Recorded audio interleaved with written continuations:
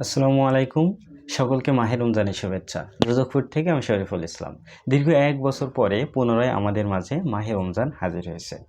সারাদিন রোজা রাখার পরে সেহরিতে কিংবা ইফতারে কোন কোন খাবার আমরা খাচ্ছি সেদিকে কিন্তু লক্ষ্য রাখা খুবই জরুরি।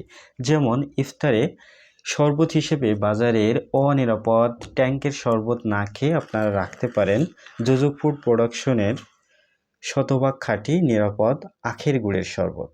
এখন প্রশ্ন হতে পারে আখের গুড়ের শরবত কেন খাবেন? কারণ আখের গুড়ে আছে ক্যালসিয়াম, পটাশিয়াম এবং খনিজ পদার্থ, যার কারণে সহজেই শরীরের তাপমাত্রা নিয়ন্ত্রণে থাকে।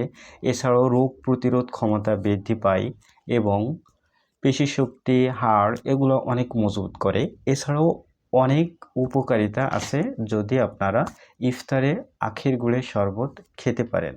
এছাড়াও আপনারা ভাজা পোড়া টাইপের খাবার না খেয়ে ফল টাইপের খাবার খাওয়ার চেষ্টা করতে পারেন। যোজক ফুডে আপনারা পাইকারি ও খুচরা পেয়ে যাচ্ছেন যাবতীয় মধু, হানি নাটস, তেঁতুল কাঠের ঘানিতে ভাঙানো দেশি সরিষার তেল এবং নারিকেল তেল, পাবনার দানাদার গাওয়া ঘি। এছাড়াও পাবেন গ্রামের পালা রেডি টু কুক হাঁস, মুরগি এবং দেশীয় মাছ। এছাড়াও অন্যান্য খাবার সম্পর্কে বিস্তারিত জানতে আমাদেরকে ইনবক্স করতে পারেন কিংবা স্ক্রিনে দেওয়া হোয়াটসঅ্যাপ নম্বরে যোগাযোগ করতে পারেন।